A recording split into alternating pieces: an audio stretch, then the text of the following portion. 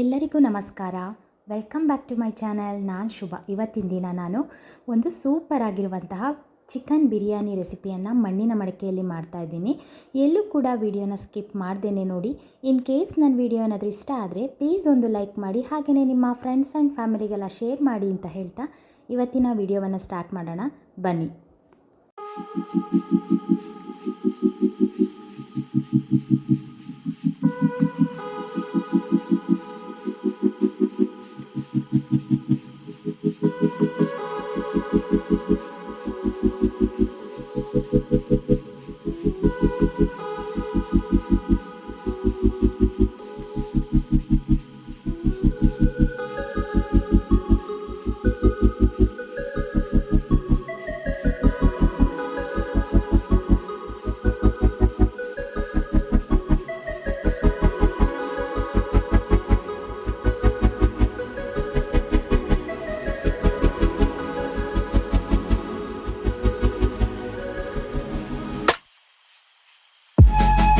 ಮಣ್ಣಿನ ಪಾತ್ರೆಯಲ್ಲಿ ಯಾವುದೇ ಅಡುಗೆನ ಮಾಡಿದ್ರೂ ಕೂಡ ತುಂಬಾ ರುಚಿಯಾಗಿರುತ್ತೆ.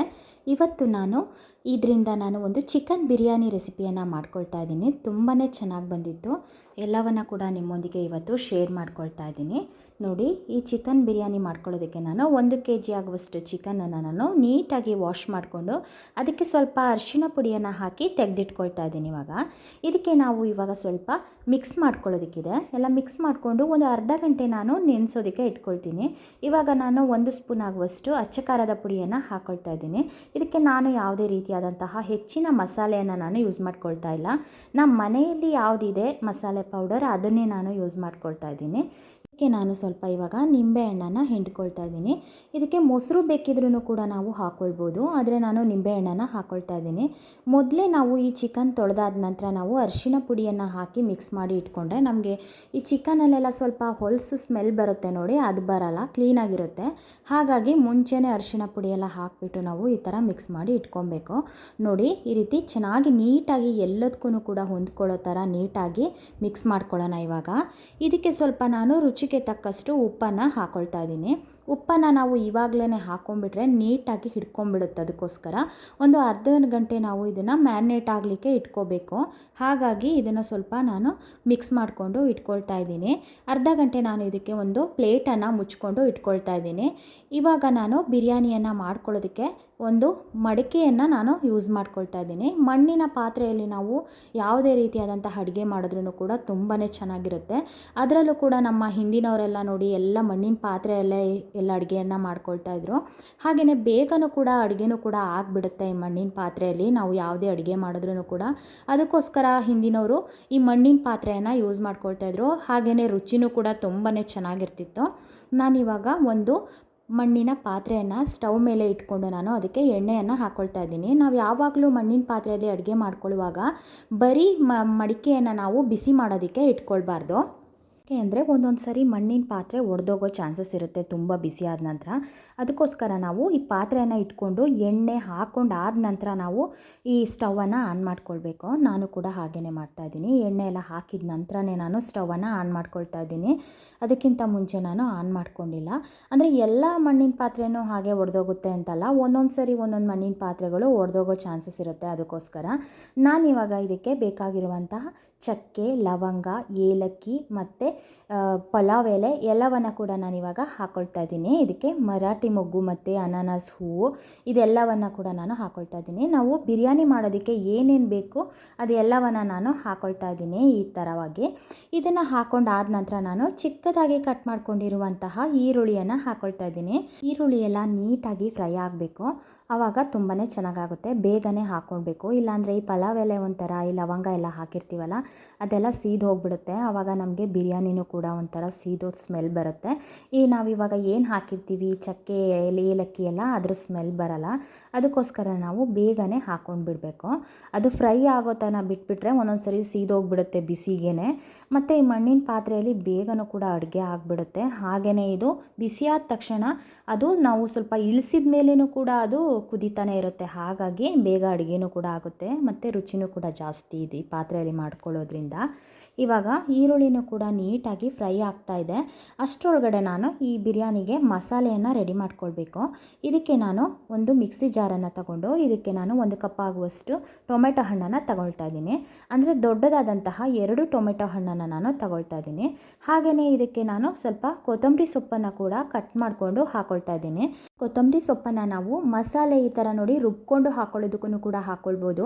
ಹಾಗೆಯೇ ನಾವು ಬೇಕಿದ್ರೆ ಚಿಕ್ಕದಾಗಿ ಕಟ್ ಮಾಡಿಕೊಂಡು ಕೂಡ ಹಾಕ್ಕೊಳ್ಬೋದು. ನನಗೆ ಈ ರೀತಿ ಮಸಾಲೆ ಟೊಮೆಟೊ ಹಣ್ಣು ಈ ಥರ ಕೊತ್ತಂಬರಿ ಸೊಪ್ಪು ಸಿಗ್ತಾ ಇದ್ದರೆ ಬಿರಿಯಾನಿಯಲ್ಲಿ ಅಷ್ಟೊಂದು ಚೆನ್ನಾಗಿ ಅನಿಸಲ್ಲ ನನಗೆ. ಅದಕ್ಕೋಸ್ಕರ ನಾನು ಈ ರೀತಿಯಾಗಿ ನಾನು ರುಬ್ಕೊಂಡು ಹಾಕ್ಕೊಳ್ತಾ ಇದ್ದೀನಿ. ಬಿರಿಯಾನಿಯನ್ನು ತುಂಬ ಥರ ಮಾಡ್ತಾರೆ, ಅದರಲ್ಲೂ ಕೂಡ ಈ ರೀತಿಯಾಗಿ ಮಸಾಲೆ ಎಲ್ಲ ರುಬ್ಕೊಂಡು ಮಾಡ್ಕೊಳ್ಳೋದನ್ನು ಕೂಡ ತುಂಬಾ ಚೆನ್ನಾಗಿರುತ್ತೆ. ಹಾಗೆ ಈ ಪೌಡರ್ನ ಯೂಸ್ ಮಾಡಿಕೊಂಡ್ರೂ ಕೂಡ ಚೆನ್ನಾಗಿರುತ್ತೆ. ಇದಕ್ಕೆ ನಾನು 1 ಸ್ಪೂನ್ ಆಗುವಷ್ಟು ಜೀರಿಗೆಯನ್ನು ಹಾಕ್ಕೊಳ್ತಾ ಇದ್ದೀನಿ. ಸ್ವಲ್ಪ ಜೀರಿಗೆನ ಹಾಕ್ಕೊಂಡ್ರೆ ಸಾಕು. ಇವಾಗ ನಾವು ಫ್ರೈ ಮಾಡ್ಕೊಳ್ಳೋದಕ್ಕೂ ಕೂಡ ನಾವು ಈ ಚಕ್ಕೆ ಲವಂಗ ಎಲ್ಲವನ್ನು ಹಾಕ್ಕೊಂಡಿದ್ವಿ. ಹಾಗಾಗಿ ನಾವು ಸ್ವಲ್ಪ ಚಕ್ಕೆ ಲವಂಗ ಎಲ್ಲ ಹಾಕ್ಕೊಂಡು ಇವಾಗ ರುಬ್ಕೊಳ್ಳೋಣ. ಅಂದರೆ ಈ ಬಿರಿಯಾನಿಯಲ್ಲಿ ಈ ರೀತಿ ರುಬ್ಕೊಳ್ಳೋದಕ್ಕೆ ಹಾಕ್ಕೊಂಡ್ರೆ ತುಂಬಾ ಚೆನ್ನಾಗಿರುತ್ತೆ, ಸ್ಮೆಲ್ ಕೂಡ ತುಂಬ ಚೆನ್ನಾಗಿರುತ್ತೆ. ಅದಕ್ಕೋಸ್ಕರ ಹಾಕ್ಕೊಳ್ತಾ ಇದ್ದೀನಿ. ನೋಡಿ ಈ ರೀತಿಯಾಗಿ ನಾವು ಎಲ್ಲವನ್ನು ಮಿಕ್ಸಿ ಮಾಡ್ಕೊಳ್ಬೇಕು. ಈ ಥರ ಮಾಡ್ಕೊಂಡಾದ ನಂತರ ನಾವು ಇವಾಗ ಈಗ ಚಿಕನನ್ನು ನಾವು ನೋಡಿ ಈರುಳ್ಳಿನೂ ಕೂಡ ಫ್ರೈ ಆಗಿದೆ ನೀಟಾಗಿ. ಇವಾಗ ನಾವು ಮ್ಯಾರಿನೇಟ್ ಮಾಡ್ಕೊಳ್ಳೋದಕ್ಕೆ ಅಂತ ಇಟ್ಕೊಂಡಿದ್ವಲ್ಲ ಚಿಕನನ್ನು, ಅದನ್ನು ನಾವು ಇವಾಗ ಹಾಕ್ಕೊಳ್ಳೋಣ. ಇದು ಕೂಡ ಅಷ್ಟೇ ನೀಟಾಗಿ ಫ್ರೈ ಆಗಬೇಕು. ಈ ಎಣ್ಣೆಯಲ್ಲಿ ನಮಗೆ ಈರುಳ್ಳಿ ಜೊತೆ ನೀಟಾಗಿ ಫ್ರೈ ಆದರೆ ಚಿಕನ್ ಬಿರಿಯಾನಿ ತುಂಬಾ ಚೆನ್ನಾಗಿ ಬರುತ್ತೆ. ಅಂದರೆ ತುಂಬ ಬೇಯಿಸ್ಕೊಳ್ಳೋದಕ್ಕೂ ಹೋಗಬಾರ್ದು, ಯಾಕೆಂದರೆ ಪೀಸಸ್ ಎಲ್ಲ ಒಂಥರ ಕಟ್ ಆದಂಗೆ ಆಗಿಬಿಡುತ್ತೆ. ಅದಕ್ಕೋಸ್ಕರ ಈ ನಿಂಬೆ ಹಣ್ಣೆಲ್ಲ ಹಾಕಿದ್ರೆ ನಮಗೆ ಮುಂಚೆನೇ ಈ ಪೀಸ್ ಕಟ್ಟಾಗಲ್ಲ. ಹಾಗೆಯೇ ಮೊಸರು ಕೂಡ ಹಾಕಿದ್ರೂ ಕೂಡ ಅಷ್ಟೇ ತುಂಬಾ ಸಾಫ್ಟಾಗಿ ಹಾಗೆಯೇ ಚೆನ್ನಾಗಿರುತ್ತೆ. ನೋಡಿ ಒಂದು ಸ್ವಲ್ಪ ಹೊತ್ತು ಇದನ್ನು ಫ್ರೈ ಮಾಡ್ಕೊಳ್ಬೇಕು, ನೀಟಾಗಿ ಇದು ಫ್ರೈ ಆಗಬೇಕು. ಇದೆಲ್ಲ ಫ್ರೈ ಆದ ನಂತರ ಇದಕ್ಕೆ ನಾವು ರುಬ್ಬಿ ಇಟ್ಕೊಂಡಿದ್ವಿ ನೋಡಿ ಆ ಮಸಾಲೆಯನ್ನು ಹಾಕ್ಕೊಳ್ಬೇಕು. ನಾವು ಇದಕ್ಕೆ ಹಸಿರು ಮೆಣಸಿನ್ಕಾಯಿ ಬೇಕಿದ್ರೂ ಕೂಡ ಸೇರಿಸ್ಕೊಳ್ಬೋದು. ನಾನು ಇದಕ್ಕೆ ಮುಂಚೆನೇ ಇದಕ್ಕೆ ಅಚ್ಚ ಖಾರದ ಪುಡಿಯನ್ನು ಹಾಕ್ಕೊಂಡಿದ್ನಲ್ಲ, ಹಾಗಾಗಿ ನಾನು ಇದಕ್ಕೆ ಹಸಿರು ಮೆಣಸಿನ್ಕಾಯಿನ ಹಾಕ್ಕೊಳ್ತಾ ಇಲ್ಲ. ಇವಾಗ ರುಬ್ಕೊಂಡು ಇಟ್ಕೊಂಡಿದ್ವಲ್ಲ ಟೊಮೆಟೊ ಹಣ್ಣು ಕೊತ್ತಂಬರಿ ಸೊಪ್ಪು ಹಾಕಿ ಚಕ್ಕೆ ಲವಂಗ ಎಲ್ಲವನ್ನು ಕೂಡ ಇದಕ್ಕೆ ಸೇರಿಸ್ಕೊಳ್ತಾ ಇದ್ದೀನಿ. ಇದು ಕೂಡ ಅಷ್ಟೇ ಇದ್ರದ್ದು ಹಸಿ ಸ್ಮೆಲ್ ಹೋಗೋವರೆಗೂ ಕೂಡ ನೀಟಾಗಿ ಫ್ರೈ ಮಾಡ್ಕೊಳ್ಬೇಕು. ಈ ಕೊತ್ತಂಬರಿ ಸೊಪ್ಪು ಈ ಟೊಮೆಟೊ ಹಣ್ಣು ಸ್ಮೆಲ್ಲೆಲ್ಲ ಇರುತ್ತೆ ನೋಡಿ, ಅದೆಲ್ಲ ನೀಟಾಗಿ ಹೋಗಬೇಕು. ಅಂದರೆ ರುಬ್ಕೊಂಡಾಗ ನಮಗೆ ಇದ್ರದ್ದು ಸ್ಮೆಲ್ಲೇ ಬೇರೆ ಇರುತ್ತೆ, ಕಟ್ ಮಾಡಿ ಹಾಕಿದಾಗ ಅಷ್ಟೊಂದು ಸ್ಮೆಲ್ ಗೊತ್ತಾಗಲ್ಲ. ಹಾಗಾಗಿ ಇದನ್ನು ನೀಟಾಗಿ ಫ್ರೈ ಮಾಡ್ಕೊಳ್ಳೋಣ ಈ ಹಸಿ ಸ್ಮೆಲ್ಲೆಲ್ಲ ಹೋಗೋವರೆಗೂ ಕೂಡ. ಈ ಥರ ಬಿರಿಯಾನಿನ ಒಂದು ಸಲ ಟ್ರೈ ಮಾಡಿ ನೋಡಿ, ತುಂಬ ಚೆನ್ನಾಗಿರುತ್ತೆ. ಇದು ಮಣ್ಣಿನ ಪಾತ್ರೆ ಇಲ್ಲ ಅಂದ್ರೂ ಕೂಡ ಹಾಗೆ ಮಾಮೂಲಿಯಾಗಿ ನಾವು ಹೇಗೆ ಬಿರಿಯಾನಿ ಮಾಡ್ಕೊಳ್ತೀವೋ ಪಾತ್ರೆಯಲ್ಲಿ ಅದರಲ್ಲಿ ಮಾಡ್ಕೊಂಡ್ರೂ ಕೂಡ ತುಂಬಾ ಚೆನ್ನಾಗಿರುತ್ತೆ. ಒಂದು ಸಲ ಟ್ರೈ ಮಾಡಿ ನೋಡಿ.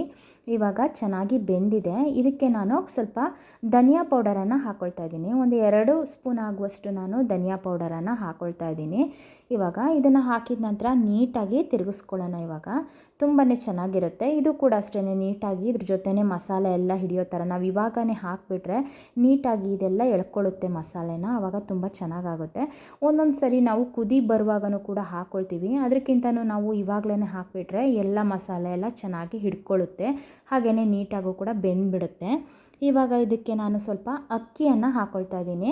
ನಾನು ಇದಕ್ಕೆ ಬಾಸುಮತಿ ರೈಸನ್ನು ಲಾಂಗ್ ರೈಸನ್ನು ನಾನು ಯೂಸ್ ಮಾಡ್ತಾ ಇದ್ದೀನಿ. ತುಂಬಾ ಚೆನ್ನಾಗಿರುತ್ತೆ. ಈ ಮಣ್ಣಿನ ಪಾತ್ರೆಯಲ್ಲಿ ಮಾಡ್ಕೊಳ್ಳುವಾಗ ಈ ಥರ ಲಾಂಗ್ ರೈಸನ್ನು ಯೂಸ್ ಮಾಡಿದ್ರೆ ತುಂಬಾ ಚೆನ್ನಾಗಿರುತ್ತೆ. ನಾನು ಇದಕ್ಕೆ 2 ಕಪ್ ಆಗುವಷ್ಟು ಅಕ್ಕಿಯನ್ನು ತೊಳೆದುಕೊಂಡು ಹಾಕ್ಕೊಳ್ತಾ ಇದ್ದೀನಿ. ಅಂದರೆ ನಾನು ನೀರಲ್ಲಿ ನೆನೆಸಿ ಇಟ್ಕೊಂಡಿರಲಿಲ್ಲ, ಹಾಗೆಯೇ ವಾಶ್ ಮಾಡಿಕೊಂಡು ಹಾಕ್ಕೊಳ್ತಾ ಇದ್ದೀನಿ. ಅಂದರೆ ನೆನೆಸಿಟ್ರೆ ಬೇಗನೆ ಒಂಥರ ಮೆತ್ತಗಾದಂಗೆ ಆಗಿಬಿಟ್ಟು ಕಟ್ ಆಗಿಬಿಡುತ್ತೆ ರೈಸ್ ಎಲ್ಲ, ಅದಕ್ಕೋಸ್ಕರ. ಇದೊಂದು ಅಕ್ಕಿಯನ್ನು ನಾವು ಬಿರಿಯಾನಿ ಮಾಡ್ಕೊಳ್ಳುವಾಗ ಸ್ವಲ್ಪ ಹೊತ್ತು 1-2 ನಿಮಿಷ ನೀರಲ್ಲಿ ನೆನೆಸಿಟ್ಬಿಟ್ಟು ಆ ನಂತರ ಮಾಡ್ಕೊಳ್ಬೇಕಾಗುತ್ತೆ. ಆದರೆ ನಾನು ಈ ಮಡಿಕೆಯಲ್ಲಿ ಮಾಡ್ಕೊಳ್ಳುವಾಗ ನಾನು ನೆನೆಸ್ಕೊಳ್ಳೋಕ್ಕೆ ಹೋಗಲ್ಲ, ಯಾಕೆಂದರೆ ಇದು ಸ್ವಲ್ಪ ಬೇಗನೆ ಮತ್ತು ಹೀಟಾಗಿ ಸ್ವಲ್ಪ ಜಾಸ್ತಿನೇ ಬೆಂದು ಹೋದಂಗೆ ಆಗಿಬಿಡುತ್ತೆ. ಅದಕ್ಕೋಸ್ಕರ ನಾನು ಇವಾಗ ನಿಧಾನವಾಗಿ ತಿರುಗಿಸ್ಕೊಳ್ಳೋಣ. ಇವಾಗ ಸ್ಟಾರ್ಟಿಂಗ್ ನಾವು ತಿರುಗಿಸ್ಕೊಂಡ್ರೆ ಏನು ತೊಂದರೆ ಇಲ್ಲ, ನಂತರ ಬೆಂದಾದ ನಂತರ ಎಲ್ಲ ಈ ಥರ ತಿರುಗಿಸ್ಕೊಳ್ಳೋಕೆ ಹೋದರೆ ಒಂಥರ ಕಟ್ ಆದಂಗೆ ಆಗಿಬಿಡುತ್ತೆ ರೈಸ್ ಎಲ್ಲ, ಅದಕ್ಕೋಸ್ಕರ. ಇವಾಗ ನಾನು ಇದಕ್ಕೆ ಸ್ವಲ್ಪ ಶುಂಠಿ ಬೆಳ್ಳುಳ್ಳಿ ಪೇಸ್ಟನ್ನು ಹಾಕ್ಕೊಳ್ತಾ ಇದ್ದೀನಿ. ಒಂದೊಂದು ನಾವು ಚಿಕನ್ ಹಾಕ್ತೀವಿ ನೋಡಿ, ಆವಾಗನೂ ಕೂಡ ಹಾಕ್ಕೊಳ್ಬೋದು, ಇವಾಗನೂ ಕೂಡ ಹಾಕ್ಕೊಳ್ಬೋದು. ಇದು ಹಾಕಿದ ತಕ್ಷಣ ನಾವು ಸ್ವಲ್ಪ ಹೊತ್ತು ಫ್ರೈ ಮಾಡ್ಕೊಳ್ಬೇಕು ಅಷ್ಟೇ. ನೀಟಾಗಿ ಅದು ಹಸಿ ಸ್ಮೆಲ್ಲೆಲ್ಲ ಹೋಗೋವರೆಗೂ ನಾವು ಫ್ರೈ ಮಾಡಿಕೊಂಡ್ರೆ ತುಂಬ ಚೆನ್ನಾಗಿರುತ್ತೆ. ನಾವು ಮುಂಚೆನೇ ಈ ಚಿಕನ್ ಎಲ್ಲ ಹಾಕ್ತೀವಿ ನೋಡಿ, ಆವಾಗ ಹಾಕಿದ್ರೂ ಕೂಡ ಚೆನ್ನಾಗಾಗುತ್ತೆ. ನಾನು ಸ್ವಲ್ಪ ಇವಾಗ ಹಾಕ್ಕೊಳ್ತಾ ಇದ್ದೀನಿ, ಯಾಕೆಂದರೆ ಸ್ವಲ್ಪ ಸ್ಮೆಲ್ ಇರುತ್ತೆ ಅಂತ ಹೇಳಿಬಿಟ್ಟು ಕೊನೆವರೆಗೂ ಕೂಡ. ಅದಕ್ಕೋಸ್ಕರ ಇವಾಗ ಹಾಕ್ಕೊಂಡು ನೀಟಾಗಿ ಇದನ್ನು ತಿರುಗಿಸ್ಕೊಳ್ತಾ ಇದ್ದೀನಿ. ಇದು ಕೂಡ ಅಷ್ಟೇ, ಇದು ಹಸಿ ಸ್ಮೆಲ್ಲೆಲ್ಲ ಹೋಗೋವರೆಗೂ ನೀಟಾಗಿ ಫ್ರೈ ಮಾಡ್ಕೊಳ್ಳೋಣ. ಹಾಗೆ ಅಕ್ಕಿ ಹಾಕಿದ ನಂತರ ನಾವು ಈ ಚಿಕನ್ ಜೊತೆಗೇ ಈ ಥರ ಒಂದು 2 ನಿಮಿಷ ಹಾಗೇ ಫ್ರೈ ಮಾಡ್ಕೊಳ್ಬೇಕು, ಆವಾಗ ಚೆನ್ನಾಗಿರುತ್ತೆ. ನಾವು ಸಡನ್ನಾಗಿ ನೀರನ್ನು ಹಾಕ್ಕೊಳ್ಳೋದಕ್ಕೆ ಹೋಗಬಾರ್ದು. ಒಂದು 2 ನಿಮಿಷ ನಾನು ಕೂಡ ಅಷ್ಟೇ ನೀಟಾಗಿ ಫ್ರೈ ಮಾಡ್ಕೊಳ್ತಾ ಇದ್ದೀನಿ. ಈ ಥರ ಫ್ರೈ ಎಲ್ಲ ಆದ ನಂತರ ನಾವು ಬಿಸಿ ನೀರನ್ನು ಬೇಕಿದ್ರೆ ಬಿಸಿ ಮಾಡಿಕೊಂಡು ಇಟ್ಕೊಳ್ಬೋದು. ನಾನು ಹಾಗೆಯೇ ತಣ್ಣೀರನ್ನೇ ಹಾಕ್ಕೊಳ್ತಾ ಇದ್ದೀನಿ. ನಾನು 2 ಕಪ್ಪಿಗೆ ನಾನು 4 ಕಪ್ ಆಗುವಷ್ಟು ನೀರನ್ನು ಹಾಕ್ಕೊಳ್ತಾ ಇದ್ದೀನಿ ಇದಕ್ಕೆ. ಇವಾಗ ನೀರನ್ನು ಸೇರಿಸಿದ ನಂತರ ನೀಟಾಗಿ ತಿರುಗಿಸ್ಕೊಳ್ಳೋಣ. ಅಂದರೆ ಮುಂಚೆ ಬೆಂದಾದ ನಂತರ ನಾವು ತುಂಬ ತಿರುಗಿಸ್ಕೊಳ್ಳೋಕೆ ಹೋದರೆ ಅದು ಕಟ್ ಆಗಿಬಿಡುತ್ತೆ. ಅದಕ್ಕೇ ಇವಾಗನೇ ತಿರುಗಿಸ್ಕೊಂಬಿಡೋಣ. ತುಂಬಾ ಚೆನ್ನಾಗಿ ಬರುತ್ತೆ ಈ ಬಿರಿಯಾನಿ ಮಣ್ಣಿನ ಪಾತ್ರೆಯಲ್ಲಿ.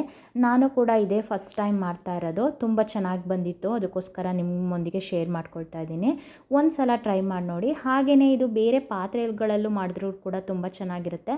ನಾವು ಒಂದು ಸರಿ ಮಣ್ಣಿನ ಪಾತ್ರೆಯಲ್ಲಿ ಮಾಡ್ಕೊಳ್ಳೋಣ ಅಂತ ಹೇಳ್ಬಿಟ್ಟು ಮಾಡ್ಕೊಳ್ತಾ ಇದ್ದೀನಿ. ತುಂಬಾ ಚೆನ್ನಾಗಿ ಬಂದಿತ್ತು.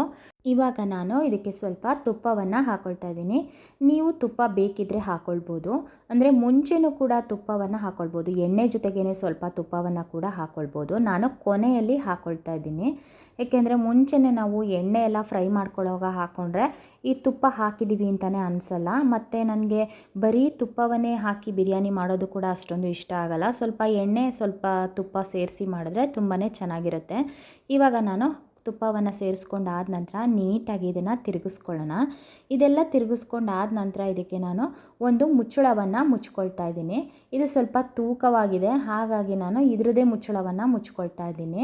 ಈ ಮಣ್ಣಿನ ಪಾತ್ರೆಯಲ್ಲೇ ಮುಚ್ಚಳ ಇರುತ್ತೆ ನೋಡಿ, ಅದನ್ನೇ ಮುಚ್ಕೊಳ್ತಾ ಇದ್ದೀನಿ. ಇವಾಗ ಇದು ನೋಡ್ಕೊಳ್ತಾ ಇರಬೇಕು, ಒಂದೊಂದು ಸಲ ನಮಗೆ ತಳ ಹಿಡ್ದಂಗೆ ಆಗಿಬಿಡುತ್ತೆ. ಹಾಗೆಯೇ ಇದು ಮೇಲೇ ನೀರೆಲ್ಲ ಮೇಲೇ ನಿಂತ್ಕೊಬಿಡುತ್ತೆ. ಅದಕ್ಕೋಸ್ಕರ ನಾವು ನೋಡಿಕೊಂಡು ಒಂದು 5-5 ನಿಮಿಷಕ್ಕೊಂದೊಂದು ಸರಿ ನಾವು ತಿರುಗಿಸ್ಕೊಂಡ್ರೆ ಸಾಕಾಗುತ್ತೆ. ಒಂದು 2 ಸರಿ ತಿರುಗಿಸ್ಕೊಂಡ್ರೆ ಸಾಕು, ಆಮೇಲೆ ಇದು ಬೇಗನೆ ಗಟ್ಟಿ ಆಗಿಬಿಡುತ್ತೆ. ಹಾಗೆಯೇ ನಾವು ಇದು ಗಟ್ಟಿಯಾದ ನಂತರ ಸ್ವಲ್ಪ ಚಿಕ್ಕದಾಗಿ ಮಾಡಿ ಇಟ್ಕೊಬೇಕು, ಲೋ ಫ್ಲೇಮ್ನಲ್ಲೇ ನಾವು ಇಟ್ಕೊಬೇಕು.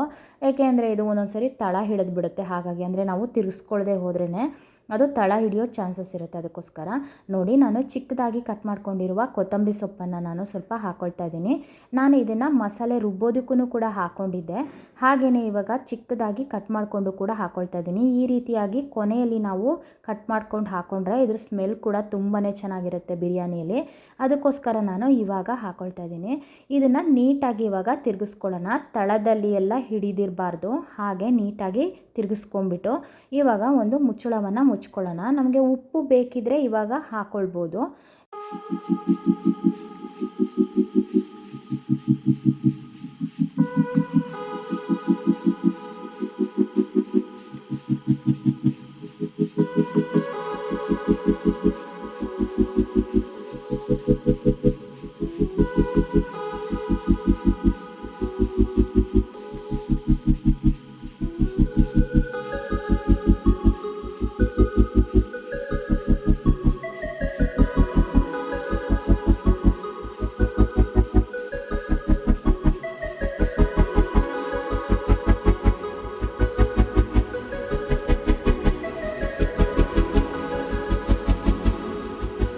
ಇವಾಗ ಬಿರಿಯಾನಿ ಗಟ್ಟಿ ಆಗ್ತಾ ಬರ್ತಿದೆ ನೋಡಿ, ನೀರೆಲ್ಲ ಕಡಿಮೆ ಆಗ್ತಾ ಇದೆ.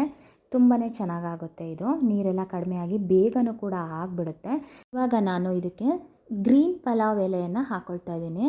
ಇದು ಕೂಡ ಅಷ್ಟೇ, ಬಿರಿಯಾನಿಗಾಗಲಿ ಗೀ ರೈಸಿಗಾಗಲಿ ಪಲಾವಿಗಾಗಲಿ ಯಾವುದಕ್ಕಾದ್ರೂ ಕೂಡ ಈ ಥರ ಪಲಾವ್ ಎಲೆಯನ್ನು ಹಾಕಿದ್ರೆ ತುಂಬಾ ಚೆನ್ನಾಗಾಗುತ್ತೆ. ಅದಕ್ಕೋಸ್ಕರ ನಾನು ಹಾಕ್ಕೊಳ್ತಾ ಇದ್ದೀನಿ. ಇದ್ರ ಸ್ಮೆಲ್ ಕೂಡ ಅಷ್ಟೇ ತುಂಬಾ ಚೆನ್ನಾಗಿರುತ್ತೆ. ಇದನ್ನು ಹಾಕಿ ನಾವು ಏನಾದರೂ ಒಂದು ಅಡುಗೆ ಮಾಡಿದ್ರೆ ನಮ್ಮ ಮನೆಯೆಲ್ಲ ತುಂಬಾ ಘಮ ಅಂತ ತುಂಬಾ ಚೆನ್ನಾಗಿರುತ್ತೆ. ಯಾವುದೇ ಅಡುಗೆಗೂ ಕೂಡ ಇದನ್ನು ನಾವು ಸೇರಿಸ್ಕೊಂಡ್ರೆ ತುಂಬ ಚೆನ್ನಾಗಾಗುತ್ತೆ. ನಾನಂತೂ ಈ ಬಿರಿಯಾನಿ ಮಾಡೋದಾಗಲಿ ಪಲಾವ್ ಮಾಡೋದಾಗಲಿ ಎಲ್ಲದಕ್ಕೂ ಕೂಡ ಈ ಗ್ರೀನ್ ಪಲಾವ್ ಎಲೆಯನ್ನು ಯೂಸ್ ಮಾಡ್ಕೊಳ್ತೀನಿ. ತುಂಬಾ ಚೆನ್ನಾಗಿರುತ್ತೆ. ಇದ್ರ ಸ್ಮೆಲ್ ಕೂಡ ಅಷ್ಟೇ. ನೋಡಿ, ಇವಾಗ ಎಲ್ಲ ಗಟ್ಟಿ ಆಗ್ತಾ ಬರ್ತಾ ಇದೆ. ಬಿರಿಯಾನಿನೂ ಕೂಡ ರೆಡಿಯಾಗಿದೆ, ಅದು ಕೂಡ ಮಣ್ಣಿನ ಪಾತ್ರೆಯಲ್ಲಿ ತುಂಬಾ ಚೆನ್ನಾಗಿ ನೋಡೋದಕ್ಕೂ ಕೂಡ ಅಷ್ಟೇ ತುಂಬ ಚೆನ್ನಾಗಿರುತ್ತೆ ಇದು, ತಿನ್ನೋದಕ್ಕೂ ಕೂಡ ಅಷ್ಟೇ ತುಂಬ ಚೆನ್ನಾಗಿರುತ್ತೆ ಇದು. ರುಚಿನೂ ಕೂಡ ಅಷ್ಟೇ, ಮಣ್ಣಿನ ಪಾತ್ರೆಯಲ್ಲಿ ಅಡುಗೆ ಮಾಡಿದ್ರೆ ರುಚಿ ಅಂತ ಹೇಳ್ತಾರೆ ನೋಡಿ, ಹಾಗೆ ಇದು ನೋಡಿ ಒಂದು ಸ್ವಲ್ಪನೂ ಕೂಡ ರೈಸ್ ಕೂಡ ಕಟ್ಟಾಗಲ್ಲ, ಅಷ್ಟು ಚೆನ್ನಾಗಿ ಬಂದಿದೆ. ಇವಾಗ ನಾನು ಒಂದು 5 ನಿಮಿಷ ಹಾಗೇ ಮುಚ್ಕೊಂಡು ಇಟ್ಕೊಳ್ತಾ ಇದ್ದೀನಿ. ಅಂದರೆ ರೆಡಿಯಾಗಿದೆ. ಸ್ವಲ್ಪ ಹಾಗೇ ಅದು ಎಲ್ಲ ನೀರೆಲ್ಲ ಸ್ವಲ್ಪ ಕಡಿಮೆ ಆಗಲಿ ಅಂತ ಹೇಳಿಬಿಟ್ಟು, ಸ್ವಲ್ಪ ಸ್ವಲ್ಪ ನೀರಿನ ಅಂಶ ಇರುತ್ತೆ ನೋಡಿ, ಅದೆಲ್ಲ ಹೋಗಲಿ ಅಂತ ಹೇಳಿಬಿಟ್ಟು ನೋಡಿ ತುಂಬಾ ರುಚಿಯಾದಂತಹ ಈ ಚಿಕನ್ ಬಿರಿಯಾನಿ ಮಣ್ಣಿನ ಪಾತ್ರೆಯಲ್ಲಿ ರೆಡಿಯಾಗಿದೆ. ಒಂದು ಸಲ ಟ್ರೈ ಮಾಡಿ ನೋಡಿ, ತುಂಬಾ ಚೆನ್ನಾಗಿರುತ್ತೆ. ಹಾಗೆಯೇ ಮಾಡೋದಕ್ಕೂ ಕೂಡ ತುಂಬ ಈಸಿಯಾಗಿ ಮಾಡ್ಕೊಂಬಿಡ್ಬೋದು. ಇವತ್ತಿನ ವಿಡಿಯೋ ಇದಾಗಿತ್ತು. ಎಲ್ರಿಗೂ ನನ್ನ ವಿಡಿಯೋ ಇಷ್ಟ ಆದರೆ ಪ್ಲೀಸ್ ಸಬ್ಸ್ಕ್ರೈಬ್ ಮಾಡಿ, ಲೈಕ್ ಮಾಡಿ ಮತ್ತು ಶೇರ್ ಮಾಡಿ. ಮುಂದಿನ ವಿಡಿಯೋದಲ್ಲಿ ಮತ್ತೆ ಸಿಗೋಣ. Thank you.